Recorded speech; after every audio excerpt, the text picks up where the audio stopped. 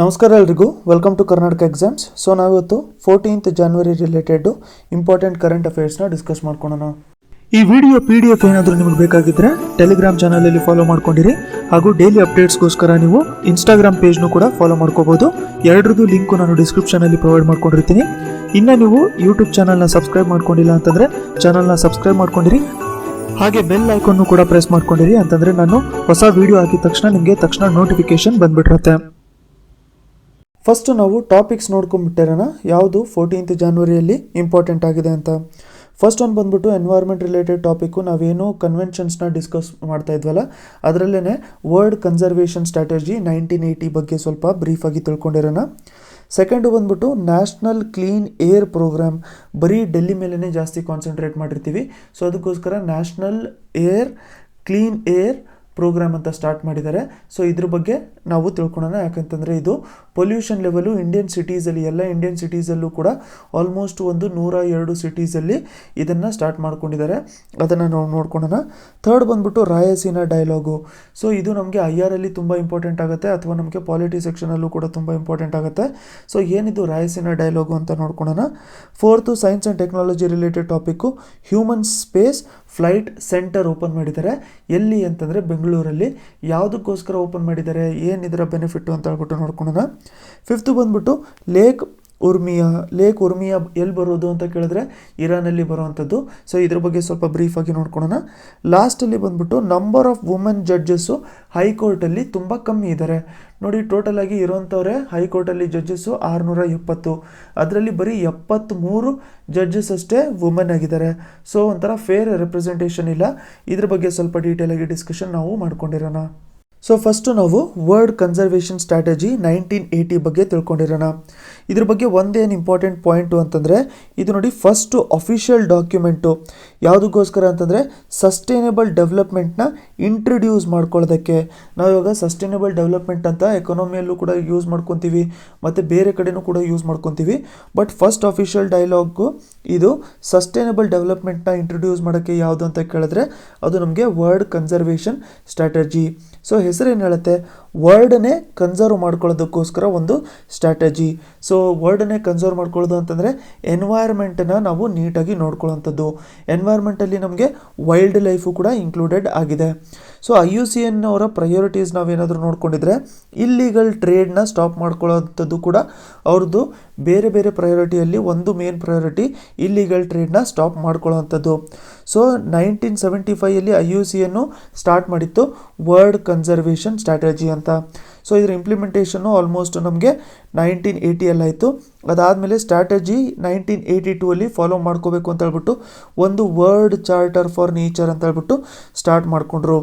ಇದನ್ನು ನೋಡಿ United Nations general assembly ಇದನ್ನು ಅಡಾಪ್ಟ್ ಮಾಡ್ಕೊಂಡಿತ್ತು. ಸೊ ಆಬ್ಜೆಕ್ಟಿವ್ ಏನು ಅಂತಂದರೆ ವರ್ಲ್ಡ್ ವೈಡು ಎಲ್ಲ ಕನ್ಸರ್ವ್ ಮಾಡ್ಕೋಬೇಕು ಅಂತ. ಸೊ ಎಲ್ಲ ಆಬ್ಜೆಕ್ಟಿವ್ ಇದ್ದಿದ್ದೆ ವರ್ಲ್ಡ್ ವೈಡು ಕನ್ಸರ್ವೇಷನ್ ಮಾಡ್ಕೋಬೇಕು, ಎನ್ವೈರ್ಮೆಂಟಿನ ಕನ್ಸರ್ವೇಷನ್ ಮಾಡ್ಕೋಬೇಕು ಅಂತ ಹೇಳ್ಬಿಟ್ಟು.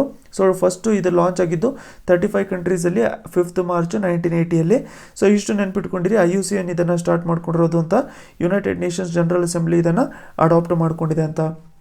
ಇದಕ್ಕಿಂತ ಮುಂಚೆ ನಾವು ರಾಮ್ಸಾರ್ ಕನ್ವೆನ್ಷನ್ ಬಗ್ಗೆ ಡಿಸ್ಕಸ್ ಮಾಡ್ಕೊಂಡಿದ್ದೀವಿ. ಇವಾಗಲೇ ಪ್ರೀವಿಯಸ್ ವಿಡಿಯೋಲಿ ರಾಮ್ಸಾರ್ ಕನ್ವೆನ್ಷನ್ ಬಗ್ಗೆ ಡಿಸ್ಕಸ್ ಮಾಡ್ಕೊಂಡಿದ್ದೀವಿ. ರಾಮ್ಸಾರ್ ಕನ್ವೆನ್ಷನ್ನು ಯಾವುದರ ರಿಲೇಟೆಡ್ ಇದೆ ಅಂತ ಹೇಳ್ಬಿಟ್ಟು ನೀವು ಮೆನ್ಷನ್ ಮಾಡಿ ಕಮೆಂಟ್ ಸೆಕ್ಷನಲ್ಲಿ. ಮತ್ತು ರಾಮ್ಸಾರು ಯಾವ ಕಂಟ್ರಿಯಲ್ಲಿದೆ ಅಂತ ಹೇಳ್ಬಿಟ್ಟು ಕೂಡ ನೀವು ಕಮೆಂಟ್ ಸೆಕ್ಷನಲ್ಲಿ ಮೆನ್ಷನ್ ಮಾಡಿ ನನಗೆ ಹೇಳಿರಿ. ನೆಕ್ಸ್ಟು ನಾವು ನ್ಯಾಷನಲ್ ಕ್ಲೀನ್ ಏರ್ ಪ್ರೋಗ್ರಾಮ್ ಬಗ್ಗೆ ನೋಡ್ಕೊಳ್ಳೋಣ. ಇದಕ್ಕಿಂತ ಮುಂಚೆ ನಾವು ನವಂಬರ್ ಟೈಮಲ್ಲಿ, ಡಿಸೆಂಬರ್ ಟೈಮಲ್ಲಿ ಏನು ಡಿಸ್ಕಸ್ ಮಾಡ್ತಿದ್ವಿ ಅಂತಂದರೆ ಡೆಲ್ಲಿಯಲ್ಲಿ ಪೊಲ್ಯೂಷನ್ ಬಗ್ಗೆ ನಾವು ಡಿಸ್ಕಸ್ ಮಾಡ್ತಾಯಿದ್ವಿ. ಡೆಲ್ಲಿ NCR ರೀಜನು ಮತ್ತು ಡೆಲ್ಲಿ ಸರೌಂಡಿಂಗ್ ರೀಜನಲ್ಲಿ ಪೊಲ್ಯೂಷನ್ ಬಗ್ಗೆ ನಾವು ಡಿಸ್ಕಸ್ ಮಾಡ್ತಾಯಿದ್ವಿ. ಯಾಕಂತಂದರೆ ಆ ಟೈಮಲ್ಲಿ ವಿಂಟರ್ ಇತ್ತಲ್ವ. ವಿಂಟರ್ ಇರೋದ್ರಿಂದ ಏನಾಗುತ್ತೆ ಅಂತಂದರೆ ಸ್ಟಬಲ್ ಬರ್ನಿಂಗು ತುಂಬ ಜಾಸ್ತಿ ಆಗುತ್ತೆ. ಅದ್ರ ಜೊತೆಗೆ ವೆಸ್ಟರ್ನ್ ಡಿಸ್ಟರ್ಬೆನ್ಸಸ್ಸು ಕೂಡ ಬರುತ್ತೆ. So stubble burning, western disturbances ಎಲ್ಲ ಸೇರಿಬಿಟ್ಟು ಅಲ್ಲಿ ಆಕ್ಸಿಜನ್ ಲೆವೆಲು ತುಂಬಾ ಕ್ರಿಟಿಕಲ್ ಸ್ಟೇಜ್ಗೆ ಹೋಗಿರುತ್ತೆ. ಬಟ್ ಇದು ನ್ಯಾಷನಲ್ ಕ್ಲೀನ್ ಏರ್ ಪ್ರೋಗ್ರಾಮ್ ಬಂದ್ಬಿಟ್ಟು ಇಡೀ ಇಂಡಿಯಾನ ಫೋಕಸ್ ಮಾಡ್ಕೊಳ್ಳುತ್ತೆ. ಬರೀ ಡೆಲ್ಲಿ ಆ ಥರ ಫೋಕಸ್ ಮಾಡ್ಕೊಳ್ಳಲ್ಲ, ಇಡೀ ಇಂಡಿಯಾನ ಇದು ಫೋಕಸ್ ಮಾಡ್ಕೊಂಡಿರುತ್ತೆ. ಸೊ ಟೋಟಲಾಗಿ ಇದರಲ್ಲಿ 102 ಸಿಟೀಸ್ನ ಇನ್ಕ್ಲೂಡ್ ಮಾಡ್ಕೊಂಡಿದ್ದಾರೆ. Particulate matter 2.5, next particulate matter 10ನ ಕಮ್ಮಿ ಮಾಡ್ಕೋಬೇಕು ಅಂತ. ಮೇನ್ ಇಂಪಾರ್ಟೆಂಟ್ ಥಿಂಗ್ ಏನು ಅಂತಂದರೆ 2017 ನಮಗೆ ಏನು ಲೆವೆಲ್ಸ್ ಇತ್ತಲ್ಲ, ಸೊ ಪೊಲ್ಯೂಷನ್ ಲೆವೆಲ್ ನಮಗೆ 2017 ಏನಿತ್ತಲ್ಲ ಅದಕ್ಕಿಂತನೂ ಕೂಡ ಕಮ್ಮಿ ಮಾಡ್ಕೋಬೇಕು. ಅಟ್ಲೀಸ್ಟ್ 20-30% ಕಮ್ಮಿ ಮಾಡ್ಕೋಬೇಕು. ಯಾವಾಗವರೆಗೂ ಅಂತಂದರೆ 2024ವರೆಗೂ 20-30% ನಾವು ಪಾರ್ಟಿಕ್ಯುಲೇಟ್ ಮ್ಯಾಟ್ರ್ 2.5 ಮತ್ತು ಪಾರ್ಟಿಕ್ಯುಲೇಟ್ ಮ್ಯಾಟ್ರ್ 10 ಕಮ್ಮಿ ಮಾಡ್ಕೋಬೇಕು ಅಂತ ಹೇಳ್ಬಿಟ್ಟು ಮಾಡ್ಕೊಂಡಿದ್ದಾರೆ. ಸೊ ಇದೇನು 102 ಸಿಟೀಸ್ನ ಅಡಾಪ್ಟ್ ಮಾಡ್ಕೊಂಡಿದ್ದಾರಲ್ಲ, ಆ ಸಿಟೀಸಲ್ಲಿ ಎಲ್ಲ ಇನ್ಫ್ರಾಸ್ಟ್ರಕ್ಚರ್ ಪ್ರೆಸೆಂಟ್ ಇದ್ರೂ ಕೂಡ, ಅವ್ರಿಗೆ ಕೊಟ್ಟಿರೋವಂಥ ನಾವು ಡೀಟೇಲ್ಸ್ ಇದ್ರೂ ಕೂಡ ಅವರಲ್ಲಿ ಪೊಲ್ಯೂಷನ್ ಲೆವೆಲ್ನ ಮೇಂಟೈನ್ ಮಾಡೋಕ್ಕೆ ಆಗ್ತಾಯಿಲ್ಲ. ಸೊ ಇದನ್ನು ಯಾರು ಹೇಳಿದ್ದಾರೆ ಅಂತಂದರೆ ಸೆಂಟ್ರಲ್ ಪೊಲ್ಯೂಷನ್ ಕಂಟ್ರೋಲ್ ಬೋರ್ಡು ಹೇಳಿದೆ. So many ministries will work together in cooperation. ಯಾವುದಕ್ಕೋಸ್ಕರ ಅಂತಂದರೆ ಕ್ಲೀನ್ ಏರ್ ಪ್ರೋಗ್ರಾಮ್ನ ಸಕ್ಸಸ್ಫುಲ್ ಮಾಡೋಕ್ಕೋಸ್ಕರ. ನೆಕ್ಸ್ಟು ರಾಯಸೀನಾ ಡೈಲಾಗ್ ಬಗ್ಗೆ ನಾವು ನೋಡ್ಕೊಳ್ಳೋಣ. ರಾಯಸೀನಾ ಡೈಲಾಗ್ ಅಂತಂದರೆ ಏನು ಗೊತ್ತಾ, ಸಿಂಗಾಪುರಲ್ಲಿ ನೋಡ್ಕೊಂಡಿರಿ ಶಾಂಗ್ರಿಲಾ ಡೈಲಾಗ್ ಅಂತ ಹೇಳ್ಬಿಟ್ಟು ನಡೀತಾ ಇತ್ತು. ಸೊ ಬೇರೆ ಬೇರೆ ಕಂಟ್ರೀಸ್ ಎಲ್ಲರೂ ಕೂಡ ಅದರಲ್ಲಿ ಪಾರ್ಟಿಸಿಪೇಟ್ ಮಾಡೋರು ಫಾರಿನ್ ಪಾಲಿಸೀಸ್ನ ಡಿಸ್ಕಸ್ ಮಾಡೋದಕ್ಕೋಸ್ಕರ. ಅದೇ ಥರ ಇಂಡಿಯಾದೇ ಸ್ವಂತದ್ದಾಗಿರೋವಂಥದ್ದು ಒಂದು ಫೋರಮ್ ಅಂತಂದರೆ ಅದು ರಾಯಸೀನಾ ಡೈಲಾಗ್ ಅಂತ. ರೀಸೆಂಟಾಗಿ ಸ್ಟಾರ್ಟ್ ಆಗಿರೋದು ಇದು 2016 ಸ್ಟಾರ್ಟ್ ಆಗಿತ್ತು. ಸೊ 2016 ಸ್ಟಾರ್ಟ್ ಆಗಿತ್ತು. ಈ ವರ್ಷದ್ದು ಈಗ ರೀಸೆಂಟಾಗಿ ಕನ್ಕ್ಲೂಡ್ ಆಗಿದೆ ಡೆಲ್ಲಿಯಲ್ಲಿ. ಥೀಮ್ ಏನಿತ್ತಪ್ಪ ಅಂತಂದರೆ ಈ ಸರಿ world reorder, new geometrics, fluid partnerships, certain uncertain outcomes ಅಂತ ಹೇಳ್ಬಿಟ್ಟು ಈ ಸರಿ ಥೀಮ್ ಇಟ್ಕೊಂಡಿದ್ದಾರೆ. ಥೀಮು ಇಂಪಾರ್ಟೆಂಟು ನೋಡಿ. ಇದು ಇಂಡಿಯಾದು ಪ್ರೀಮಿಯರ್ ಫಾರಿನ್ ಪಾಲಿಸಿ ಕಾನ್ಫರೆನ್ಸು. ಯಾರು ಕಂಡಕ್ಟ್ ಮಾಡ್ತಾರೆ ಅಂತಂದರೆ ORF ಅಂತ ಹೇಳ್ಬಿಟ್ಟು ನಾವು ಕರಿತೀವಿ, ಅಬ್ಸರ್ವರ್ ರಿಸರ್ಚ್ ಫೌಂಡೇಶನ್ ಮತ್ತು ಮಿನಿಸ್ಟ್ರಿ ಆಫ್ ಎಕ್ಸ್ಟರ್ನಲ್ ಅಫೇರ್ಸ್ ಇಬ್ಬರು ಸೇರಿಬಿಟ್ಟು ಇದನ್ನು ಆರ್ಗನೈಸ್ ಮಾಡಿರ್ತಾರೆ ಅಥವಾ ಕಂಡಕ್ಟ್ ಮಾಡಿರ್ತಾರೆ ಪ್ರತಿ ವರ್ಷವೂ ಕೂಡ. ಇದರಲ್ಲಿ ವರ್ಲ್ಡಿಂದ ಬೇರೆ ಬೇರೆ ಫೀಲ್ಡಿಂದ ಲೀಡರ್ಸ್ ಬಂದಿರ್ತಾರೆ ಪಾರ್ಟಿಸಿಪೇಟ್ ಮಾಡೋಕ್ಕೆ. ಬಿಸ್ನೆಸ್ ಫೀಲ್ಡಿಂದ ಆಗಿರ್ಬೋದು, ಮೀಡಿಯಾ ಆಗಿರ್ಬೋದು, ಸಿವಿಲ್ ಸೊಸೈಟಿ ಆಗಿರ್ಬೋದು, ಇದೇ ಥರ ಬೇರೆ ಬೇರೆ ಫೀಲ್ಡಿಂದ ಇದರಲ್ಲಿ ಪಾರ್ಟಿಸಿಪೇಟ್ ಮಾಡ್ಕೊಳ್ಳೋಕ್ಕೆ ಬಂದಿರ್ತಾರೆ. ಇದು ನೋಡಿ ಸಿಂಗಾಪುರಲ್ಲಿ ನಡೆಯುವಂಥದ್ದು ಶಾಂಗ್ರಿಲಾ ಡೈಲಾಗ್ ಏನಿದೆಯಲ್ಲ ಅದಕ್ಕೆ ಸಿಮಿಲರ್ ಆಗಿದೆ ರಾಯಸೀನಾ ಡೈಲಾಗ್. ರೀಸೆಂಟಾಗಿ ನಾವು ಗಗನಯಾನ್ ಮಿಷನ್ನ ಡಿಸ್ಕಸ್ ಮಾಡ್ಕೊಂಡಿದ್ದೀವಿ. ಗಗನಯಾನ್ ಮಿಷನ್ನ ನಾವು ನೋಡ್ಕೊಂಡಿರ್ಬೇಕಾದ್ರೆ ನಿಮಗೇನಾದರೂ ನೆನಪಿದ್ರೆ ಅದರಲ್ಲಿ 2 ಪಾರ್ಟಾಗಿ ನಾವು ನೋಡ್ಕೊಂಡಿದ್ವಿ.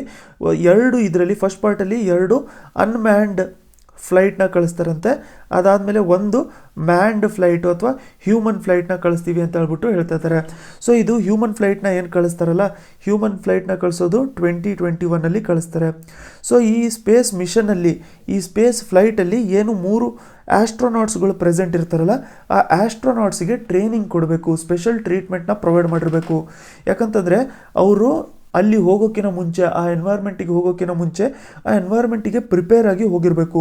ಹಾಗೂ ಅಲ್ಲಿಂದ ಕೆಳಗಡೆ ವಾಪಸ್ ಅರ್ತಿಗೆ ಬಂದ ತಕ್ಷಣವೂ ಕೂಡ ಅವರು ಅರ್ತಿನ ಕಂಡೀಷನ್ಗೆ ಮತ್ತೆ ರೆಸ್ಯೂಮ್ ಆಗಬೇಕು ಅವರ ಬಾಡಿ. ಅದಕ್ಕೋಸ್ಕರ ಅವ್ರಿಗೇನು ಮಾಡ್ತಾರೆ ಅಂತಂದರೆ ಸ್ಪೆಷಲ್ ಟ್ರೀಟ್ಮೆಂಟ್ನ ಪ್ರೊವೈಡ್ ಮಾಡಬೇಕು. ಸೊ ಈ ಸ್ಪೆಷಲ್ ಟ್ರೀಟ್ಮೆಂಟ್ನ ಪ್ರೊವೈಡ್ ಮಾಡೋದಕ್ಕೋಸ್ಕರನೇ ಹ್ಯೂಮನ್ ಸ್ಪೇಸ್ ಫ್ಲೈಟ್ ಸೆಂಟರ್ನ ಓಪನ್ ಮಾಡಿದ್ದಾರೆ. ಎಲ್ಲಿ ಓಪನ್ ಮಾಡಿದ್ದಾರೆ ಅಂತಂದರೆ ಬೆಂಗಳೂರು. ಸೊ ಬೆಂಗಳೂರಲ್ಲಿ ಓಪನ್ ಮಾಡಿದ್ದಾರೆ. ಸೊ ಯಾರನ್ನ ಶಾರ್ಟ್ ಲಿಸ್ಟ್ ಮಾಡ್ಕೊಂಡಿರ್ತಾರಲ್ಲ 3 ಆಸ್ಟ್ರೋನಾಟ್ಸ್ನ ಕಳಿಸ್ಬೇಕು ಅಂತ, ಸೊ ಅವ್ರನ್ನ ಇದರಲ್ಲಿ ಸ್ವಲ್ಪ ಟ್ರೈನಿಂಗ್ನ ಪ್ರೊವೈಡ್ ಮಾಡಿರ್ತಾರೆ. ಅದಾದಮೇಲೆ ಅಡ್ವಾನ್ಸ್ ಟ್ರೈನಿಂಗ್ನ ಪ್ರೊವೈಡ್ ಮಾಡೋಕ್ಕೆ ಅವ್ರನ್ನ ರಷ್ಯಾಗೂ ಕೂಡ ಕಳಿಸಿರ್ತಾರೆ. ಮೋಸ್ಟ್ ಇಂಪಾರ್ಟೆಂಟ್ ಪಾಯಿಂಟ್ ಏನು ನೆನ್ಪಿಟ್ಕೊಂಡಿರಿ ಫಿಲಿಮ್ಸ್ ಪರ್ಸ್ಪೆಕ್ಟಿವಿಂದ ಅಂತಂದರೆ, ಈ ಗಗನಯಾನ್ ಪ್ರಾಜೆಕ್ಟ್ ಏನಿದೆಯಲ್ಲ ಅದರ ಹೆಡ್ ಯಾರಿರ್ತಾರೆ ಅಂತಂದರೆ ಆರ್ ಹುಟ್ಟನ್ನು ಇದರ ಹೆಡ್ ಇರ್ತಾರೆ. ನೆಕ್ಸ್ಟ್ ನಾವು ಲೇಕ್ ಉರ್ಮಿಯಾ ಬಗ್ಗೆ ನೋಡ್ಕೊಳ್ಳೋಣ. ಯಾಕೆ ಇಂಪಾರ್ಟೆಂಟ್ ಇದು ಲೇಕು ಅಂತಂದರೆ, ನೋಡ್ಕೊಂಡಿರಿ ಇಂಪಾರ್ಟೆಂಟ್ ಲೇಕ್ ಯಾಕೆ ಅಂತಂದರೆ 2018 ಕೇಳಿರುವಂಥ ಕ್ವೆಶನ್ನ ನಾವು ನೋಡ್ಕೊಂಡಿದ್ರೆ, ಯಾವ ಲೇಕು ಇವಾಗ ಒಣಗ್ತಾ ಇದೆ ಅಂತಂದರೆ ಮುಂಚೆ ಇರೋವಂಥ ಸಿಚುವೇಶನ್ನ ಕಂಪೇರ್ ಮಾಡಿ ಇವಾಗ ಇರೋವಂಥ ಸಿಚುವೇಶನ್ನ ಕಂಪೇರ್ ಮಾಡ್ಕೊಂಡಿದ್ರೆ ಯಾವುದು ತುಂಬ ಡಿಪ್ರಿಷಿಯೇಟ್ ಆಗಿದೆ, ಯಾವುದು ತುಂಬ ಒಣಗೋಗಿದೆ ಅಂತ ಹೇಳ್ಬಿಟ್ಟು ಕೇಳ್ತಾ ಇದ್ದರೆ ಅದಕ್ಕೆ ನಮಗೆ ಆನ್ಸರ್ ಮಾಡೋಕ್ಕೆ ಹೆಲ್ಪ್ಫುಲ್ ಆಗಿರುತ್ತೆ. ಸೊ ಇಲ್ಲಿ ನೋಡಿ ಈ ಇಮೇಜ್ನ ನಾವು ನೋಡ್ಕೊಂಡಿದ್ರೆ ಇದು ಲೇಕ್ ಉರ್ಮಿಯಾ ಅನ್ನೋದು ಇರಾನಲ್ಲಿ ಇರುವಂಥದ್ದು. ಸೊ 1998 ಜುಲೈ 1998 ಇಷ್ಟು ಎಕ್ಸ್ಟೆಂಟ್ವರೆಗೂ ಕೂಡ ನಮಗೆ ಈ ಲೇಕ್ ಇತ್ತು. ಬಟ್ ಅದೇ ನಾವು 2014 ತೊಗೊಂಡ್ರೆ ಇಷ್ಟು ಎಕ್ಸ್ಟೆಂಟು ಖಾಲಿ ಆಗೋಗ್ಬಿಟ್ಟಿದೆ. ನೋಡಿ ಇವಾಗ ಬರೀ ಇಲ್ಲಿ ಸ್ವಲ್ಪ ಶೇಡೆಡು ಗ್ರೀನ್ ಪಾರ್ಟ್ ಏನು ಕಾಣ್ತಿದೆಯಲ್ಲ ಬರೀ ಇಷ್ಟಷ್ಟೇ ಉಳ್ಕೊಂಡ್ಬಿಟ್ಟಿದೆ. ಸೊ ಆಲ್ಮೋಸ್ಟು ಕಂಪ್ಲೀಟಾಗಿ ಡ್ರೈ ಆಗಿರುವಂಥದ್ದು ಸಿಚುವೇಶನ್ ಆಗೋಗ್ಬಿಟ್ಟಿದೆ ಇದು ಲೇಕ್ ಉರ್ಮಿಯಾದು. ಎಲ್ಲಿರೋದು ಈ ಲೇಕು? ಒಂದ್ಸರಿ ನಾವು ಮ್ಯಾಪ್ನ ನಾವು ನೋಡ್ಕೋಬೇಕು ಅಂತಂದರೆ ಇರಾನ್ ಇಲ್ಲಿದೆ. ಇರಾನಲ್ಲಿ ಈ ಕಡೆ ನಾರ್ತಲ್ಲಿ ನಮಗೆ ಏನಿದೆ ಅಂತಂದರೆ ಕ್ಯಾಸ್ಪಿಯನ್ ಸಿ ಇದೆ. ಕ್ಯಾಸ್ಪಿಯನ್ ಸಿ ನಾರ್ತಲ್ಲಿ ಇದೆ. ಈ ಕಡೆ ನಾವು ನೋಡ್ಕೋಬೇಕು ಅಂತಂದರೆ ನೇಬರಿಂಗಲ್ಲಿ ಇಲ್ಲಿ ಇರಾಕ್ ಇದೆ, ಅದಾದಮೇಲೆ ಇಲ್ಲಿ ಟರ್ಕಿ ಇದೆ, ಮೇಲ್ಗಡೆ ಇಲ್ಲಿ ಅರ್ಮೇನಿಯಾ ಇದೆ, ಅಜರ್ಬೈಜಾನ್ ಇದೆ. ಸೊ ಇಷ್ಟು ನಾವು ನೋಡಿಕೊಂಡ್ರೆ ನಾವು ಇರಾನಿನ ನಾರ್ತ್ ವೆಸ್ಟ್ ಸೈಡಲ್ಲಿ ನಾರ್ತ್ ವೆಸ್ಟ್ ಸೈಡಲ್ಲಿ ನೋಡ್ಕೊಂಡಿದ್ರೆ ಇಲ್ಲಿ ಲೇಕ್ ಉರ್ಮಿಯಾ ನಮಗೆ ಈ ಕಡೆನೇ ಪ್ರೆಸೆಂಟ್ ಇದೆ ಇದು. ಸೊ ಇದು ಲೇಕ್ ಉರ್ಮಿಯಾ ಅಲ್ಲಿದೆ. ಸೊ ಲೇಕ್ ಉರ್ಮಿಯಾ ಇವಾಗ ಒಣಗ್ತಾ ಇದೆ, ಅದಕ್ಕೆ ಸಪೋರ್ಟ್ ಬೇಕು ಅಂತ ಹೇಳ್ಬಿಟ್ಟು ಇರಾನು ಯುನೈಟೆಡ್ ನೇಷನ್ಸ್ ಹತ್ರನೂ ಕೂಡ ಕೇಳಿತ್ತು ಲೇಕ್ನ ರಿವೈವ್ ಮಾಡೋದಕ್ಕೆ ಹೆಲ್ಪ್ ಮಾಡಬೇಕು ಅಂತ. ಅದರ ರಿಲೇಟೆಡು ಜಪಾನು ಕೂಡ ಫಂಡಿಂಗು ಮಾಡ್ತಾ ಇತ್ತು ಲೇಕ್ನ ರಿವೈವ್ ಮಾಡ್ಕೊಳ್ಳೋಕ್ಕೆ. ಸೊ ಇವಾಗ ನೀಟಾಗಿ ಲೇಕು ರಿಕವರ್ ಆಗ್ತಾ ಇದೆ ಅಂತೆ, ಅದಕ್ಕೋಸ್ಕರ ಅದು ನ್ಯೂಸಲ್ಲಿತ್ತು, ಅದಕ್ಕೆ ಅದನ್ನು ಇದರಲ್ಲಿ ಇನ್ಕ್ಲೂಡ್ ಮಾಡ್ಕೊಂಡಿದ್ದೀನಿ. ಸೊ ಇದು ನೋಡಿ, ಇದೊಂದು ಸಾಲ್ಟ್ ವಾಟರ್ ಲೇಕು. ಈ ಲೇಕ್ನ ನಾವು United Nations convention on wetlands ಅಂತ ನಾವು ಡಿಸ್ಕಸ್ ಮಾಡ್ಕೊಂಡಿದ್ವಲ್ಲ, ಅದರಲ್ಲಿ ಇಂಟರ್ನ್ಯಾಷನಲ್ ಇಂಪಾರ್ಟೆನ್ಸ್ ಅಂತ ಹೇಳ್ಬಿಟ್ಟು ಕೊಟ್ಟಿದ್ದಾರೆ ಈ ಲೇಕಿಗೆ, ಲೇಕ್ ಉರ್ಮಿಯಾ. ನೆಕ್ಸ್ಟ್ ನಾವು ಪಾಲಿಟಿ ರಿಲೇಟೆಡ್ ಒಂದು ಇಂಪಾರ್ಟೆಂಟ್ ಆರ್ಟಿಕಲ್ನ ಡಿಸ್ಕಸ್ ಮಾಡ್ಕೊಳ್ಳೋಣ. ಪ್ರಜಾವಾಣಿಯಲ್ಲೇ ಕೊಟ್ಟಿರುವಂಥದ್ದು ಆರ್ಟಿಕಲ್ ಇದು. So number of women judges ಹೈಕೋರ್ಟಲ್ಲಿ ಕಮ್ಮಿ ಇದ್ದಾರೆ ಅಂತ. ಸೊ ಹೈಕೋರ್ಟ್ ಬಗ್ಗೆ ಒಂದು ಫ್ಯಾಕ್ಟ್ನ ನೀವು ತಿಳ್ಕೊಂಬಿಟ್ಟಿರಿ. ಟೋಟಲ್ ಆಗಿ 24 ಹೈಕೋರ್ಟ್ ಇತ್ತು ನಮ್ಮ ಹತ್ರ, ಆಯಿತಾ. ಸೊ ಟೋಟಲಾಗಿ ಎಷ್ಟು ಹೈಕೋರ್ಟ್ ಇತ್ತು ಅಂತ ಕೇಳಿದ್ರೆ 24 ಹೈಕೋರ್ಟ್ಸ್ ಇತ್ತು ಇಡೀ ಇಂಡಿಯಾದಲ್ಲಿ. ಬಟ್ ಇವಾಗ ಜಾನ್ವರಿ 1 2019 ಎಷ್ಟಾಗಿದೆ ಅಂತಂದರೆ ಟೋಟಲ್ ಹೈಕೋರ್ಟ್ಸು ಇಡೀ ಇಂಡಿಯಾದಲ್ಲಿ 25 ಹೈಕೋರ್ಟ್ ಇದ್ದಾವೆ. ಸೊ ಯಾವುದು ಅಡಿಷ್ನಲ್ ಹೊಸದು ಆ್ಯಡ್ ಆಗಿರೋದು ಅಂತಂದರೆ ಆಂಧ್ರ ಪ್ರದೇಶ ಅಂತ ಹೇಳ್ಬಿಟ್ಟು ನೀವು ಕರಿಬೋದು. ಸೊ 25 ಟೋಟಲು ಹೈಕೋರ್ಟ್ಸ್ ಇದ್ದಾವೆ ಇವಾಗ. ಸೊ ಈ 25 ಹೈಕೋರ್ಟ್ಸಲ್ಲೂ ಕೂಡ ಮಾರ್ಚ್ 2018 ನೋಟಿಫಿಕೇಷನ್ ಏನಿಟ್ಟಿದ್ರು ಅಂತಂದರೆ ನೋಡಿ 1079 ವೇಕೆನ್ಸೀಸ್ ಇದ್ದಾವೆ ಅಂತ ಹೇಳ್ಬಿಟ್ಟು ಅದರಲ್ಲಿ ನೋಟಿಫಿಕೇಷನ್ ಇಟ್ಟಿದ್ರು ಅಂತಂದರೆ ಟೋಟಲ್ ಕೆಪಾಸಿಟಿ 1079. ಬಟ್ ಆದರೆ ಇವಾಗ ಎಷ್ಟು ಜನ ಹೈಕೋರ್ಟ್ ಜಡ್ಜಸ್ ಇದ್ದಾರೆ ಅಂತಂದರೆ 670 ಹೈಕೋರ್ಟ್ ಜಡ್ಜಸ್ ಇದ್ದಾರೆ. ಸೊ ಆಲ್ಮೋಸ್ಟ್ ಒಂದು ನಮಗೆ 40% ಅಷ್ಟು ಕೆಪಾಸಿಟಿ ಕಮ್ಮಿ ಇದೆ ಅಂತ ಹೇಳ್ಬಿಟ್ಟು ನಾವು ಹೇಳ್ಬೋದು, ಅಥವಾ 30ರಿಂದ 40% ಅಷ್ಟು ನಮ್ಮ ಹತ್ರ ಕೆಪಾಸಿಟಿ ಕಮ್ಮಿ ಇದೆ ಅಂತ ಹೇಳ್ಬಿಟ್ಟು ನಾವು ಹೇಳ್ಬೋದು. ಬಟ್ ಈ 670 ನಾವು ಕಂಪೇರ್ ಮಾಡಿದ್ರೂ ಕೂಡ ಬರೀ 73 ಜನ ವುಮೆನ್ ಜಡ್ಜಸ್ ಇದ್ದಾರೆ ಇದರಲ್ಲಿ. ಸೊ 73 ಜನ ಬರೀ ವುಮೆನ್ ಜಡ್ಜಸ್ ಇದ್ದಾರೆ. ಸೊ ಇದನ್ನು ನಾವು ಕಂಪೇರ್ ಮಾಡಿಕೊಂಡ್ರೆ ನೋಡ್ಕೊಂಡಿರಿ 10%ಗಿಂತನೂ ಕೂಡ ಕಮ್ಮಿ ರೆಪ್ರೆಸೆಂಟೇಷನ್ ಬರುತ್ತೆ. ಟೋಟಲಾಗಿ ಇರಬೇಕಾಗಿರೋದೆಷ್ಟು ನಮಗೆ 1079. ಸೊ 1079 ಆ ಥರ ನಾವೇನಾದ್ರು ಕಂಪೇರ್ ಮಾಡ್ಕೊಂಡಿದ್ರೆ ನಮ್ಗೆ ಅಟ್ಲೀಸ್ಟ್ 500 ಜಡ್ಜಸ್ಸು ಫೀಮೇಲ್ ಆಗಿರಬೇಕು, ವುಮೆನ್ ಆಗಿರಬೇಕು. ಬಟ್ ಇಲ್ಲಿ ನೋಡ್ಕೊಂಡಿರಿ ಬರೀ 73 ಜಡ್ಜಸ್ಸು ವುಮನ್ ಇದ್ದಾರೆ. ಇದರಿಂದ ನಮ್ಗೇನು ಗೊತ್ತಾಗುತ್ತೆ ಅಂತಂದರೆ ಬರೀ ವುಮನ್ ಅಷ್ಟೇ ಸಿಚುವೇಶನ್ ಅಲ್ಲ, ಇಲ್ಲಿ ಶೆಡ್ಯೂಲ್ ಕಾಸ್ಟು ಆಗಿರಲಿ, ಶೆಡ್ಯೂಲ್ ಟ್ರೈಬ್ಸ್ ಆಗಿರಲಿ, OBC ಕ್ಯಾಟಗರೀಸು, ಮೈನಾರಿಟೀಸ್ ಅವರು ಕೂಡ ಅವರ ರೆಪ್ರೆಸೆಂಟೇಷನು ಕೂಡ ಹೈಕೋರ್ಟ್ಸಲ್ಲಿ ಈಕ್ವಲ್ ಆಗಿಲ್ಲ. ಸೊ ಫಸ್ಟ್ ಆಫ್ ಆಲ್ ಏನು ಮಾಡ್ಕೋಬೇಕು ಅಂತಂದರೆ ಈ ಹೈಕೋರ್ಟ್ ಜಡ್ಜಸ್ ಎಲ್ಲದು ಏನಿದಾರಲ್ಲ ಇದರ ರೆಕ್ರೂಟ್ಮೆಂಟ್ ಕರೆಕ್ಟಾಗಿ ಆಗಬೇಕು. ಯಾಕಂತಂದರೆ ವೇಕೆನ್ಸೀಸು ನಮ್ಮ ಹತ್ರ ಜಾಸ್ತಿ ಉಳಿಸ್ಬಾರ್ದು. ಯಾಕಂತಂದರೆ ಇವಾಗ ಇರೋವಂಥದ್ದು ಕೇಸಸ್ಗಳು ಕೂಡ ನಾವು ನೋಡ್ಕೊಂಡಿದ್ರೆ ಒಬ್ಬ ಜಡ್ಜಿಗೆ ಎಷ್ಟೊಂದು ಲಕ್ಷಗಟ್ಟಲೆ ಕೇಸಸ್ಸು ಬರಬೇಕಾಗಿರುತ್ತೆ. ಸೊ ಅಷ್ಟೊಂದು ಕೇಸಸ್ಸು ಉಳ್ಕೊಂಡ್ಬಿಟ್ಟಿದ್ದಾವೆ. ಆ ಟೈಮಲ್ಲಿ ಈ ಥರ ನಾವು ವೇಕೆನ್ಸೀಸ್ನ ಉಳ್ಕೊಳ್ತಾ ಇದ್ದರೆ ಸರಿಯಾಗಲ್ಲ. ಅದಕ್ಕೋಸ್ಕರ ಅದನ್ನು ವೇಕೆನ್ಸೀಸ್ನ ಫುಲ್ ಮಾಡ್ಕೋಬೇಕು. ಅದಾದಮೇಲೆ ರೆಪ್ರೆಸೆಂಟೇಷನ್ನು ಎಲ್ಲ ಕಡೆಯಿಂದನೂ ಕೂಡ ಕರೆಕ್ಟ್ ಇದ್ದರೆ ನಮಗೆ ಕರೆಕ್ಟ್ ಆಗಿರುತ್ತೆ ಅಂತ. So appointment of judges must be cut off by unnecessary delays. ಅನ್ನೆಸೆಸರಿಯಾಗಿ ಡಿಲೇ ಏನು ಮಾಡ್ತಾರೆ ಅದನ್ನು, ಮತ್ತು ಎಕ್ಸ್ಟ್ರಾ ಕಾಸ್ಟ್ ಏನು ಖರ್ಚು ಮಾಡ್ತಾ ಇರ್ತಾರೆ ಅದನ್ನು ಎಲ್ಲದೂ ಕೂಡ ಕಟ್ ಆಫ್ ಮಾಡ್ಕೊಂಡ್ಬಿಟ್ರೆ ನಮಗೆ ಅಪಾಯಿಂಟ್ಮೆಂಟಿಂದು ಸ್ವಲ್ಪ ಬೇಗ ಆಗುತ್ತೆ ಅಂತ ಹೇಳ್ಬಿಟ್ಟು ಹೇಳ್ತಾ ಇದ್ದಾರೆ. ಸೊ ಟೋಟಲ್ಲು ಎಷ್ಟು ಹೈಕೋರ್ಟ್ಸ್ ಇದ್ದಾವೆ ಅಂತ ಹೇಳ್ಬಿಟ್ಟು ಒಂದು ನೆನ್ಪಿಟ್ಕೊಂಡಿರಿ. ಸೊ ವಿಡಿಯೋ ಇಷ್ಟ ಆಗಿದ್ದಿದ್ರೆ ಥಮ್ಸ್ ಅಪ್ ಐಕಾನ್ನ ಪ್ರೆಸ್ ಮಾಡ್ಕೊಂಡಿರಿ, ಇಲ್ಲಿ ಕೆಳಗಡೆ ಇರುತ್ತೆ. ಅದಾದಮೇಲೆ ಇಲ್ಲಿ ರೆಡ್ ಕಲರ್ ಒಂದು ಬಟನ್ ಇರುತ್ತೆ ಸಬ್ಸ್ಕ್ರೈಬ್ ಅಂತ, ಅದನ್ನು ಕೂಡ ಪ್ರೆಸ್ ಮಾಡ್ಕೊಂಡಿರಿ. ಅದ್ರ ಪಕ್ಕಕ್ಕೆ ಒಂದು ಬೆಲ್ ಐಕಾನ್ ಇರುತ್ತೆ, ಅದನ್ನು ಪ್ರೆಸ್ ಮಾಡ್ಕೊಂಡಿರಿ. ಅಂತಂದರೆ ನಾನು ವಿಡಿಯೋ ಹಾಕಿದ ತಕ್ಷಣ ನಿಮಗೆ ನೋಟಿಫಿಕೇಷನ್ ಬಂದಿರುತ್ತೆ, ನೀವು ಅವಾಗಲೇ ವಿಡಿಯೋನ ನೋಡ್ಕೊಂಡಿರ್ಬೋದು. ವಿಡಿಯೋ ಇಷ್ಟ ಆಗಿದ್ದಿದ್ರೆ ಲೈಕ್ ಮಾಡ್ಕೊಂಡಿರಿ. ನೆಕ್ಸ್ಟ್ ಲೆಸನಲ್ಲಿ ಮತ್ತೆ ಸಿಗೋಣ. ಅನ್ಅಕಾಡೆಮಿಲೂ ಕೂಡ ನಾನು ಕಂಟಿನ್ಯೂಸ್ ಆಗಿ ಕೋರ್ಸಸ್ ಮಾಡ್ತಾ ಇದ್ದೀನಿ. ಇವತ್ತಿಗೆ ಆಲ್ಮೋಸ್ಟ್ 30 ಕೋರ್ಸಸ್ ಇದಾವೆ ಅದರಲ್ಲಿ. ಸೊ ನೀವು ಅನ್ಅಕಾಡೆಮಿ ಪ್ರೊಫೈಲ್ಗೆ ಹೋಗ್ಬಿಟ್ಟು ಅಲ್ಲಿ ದೀಪಕ್ ಚೌಹಾನ್ ಅಂತ ಹುಡುಕಿದ್ರೆ ಪ್ರೊಫೈಲ್ ಸಿಗುತ್ತೆ. ಅಲ್ಲಿ ನೀವು ಫಾಲೋ ಬಟನ್ನ ಪ್ರೆಸ್ ಮಾಡಿಕೊಂಡು ಫಾಲೋ ಮಾಡ್ಕೋಬೋದು. ಹಾಗಂತಂದರೆ ನೀವು ಇಲ್ಲಿ ಮಾಡಿರೋವಂಥದ್ದು ಕೋರ್ಸಸ್ಸಿಗೆ ಡೌನ್ಲೋಡು ಕೂಡ ಮಾಡ್ಕೋಬೋದು. ಇಷ್ಟೊತ್ತು ನೋಡಬೇಕು ಅಂತ ಇರುತ್ತೆ, ಅದನ್ನು ಕೂಡ ಡೌನ್ಲೋಡ್ ಮಾಡ್ಕೋಬೋದು. ಹಾಗೆ ಅದನ್ನು ಬಿಟ್ಟು ನಾನು ಸ್ಪೆಷಲ್ ಕ್ಲಾಸಸ್ಸು ಕೂಡ ಕಂಡಕ್ಟ್ ಮಾಡ್ತಾ ಇರ್ತೀನಿ. ಅಲ್ಲಿ ಸ್ಪೆಷಲ್ ಕ್ಲಾಸಸ್ ಕಂಡಕ್ಟ್ ಮಾಡ್ತಾ ಇರ್ತೀನಿ. ₹1 ಒಂದು ಸ್ಪೆಷಲ್ ಕ್ಲಾಸ್ ಇರುತ್ತೆ.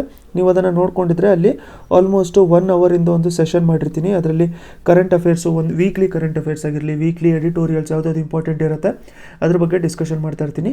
ನೀವು ಬೇಕಾದರೆ ಅದನ್ನು ಒಂದ್ಸರಿ ನೋಡ್ಕೊಂಡಿರ್ಬೋದು.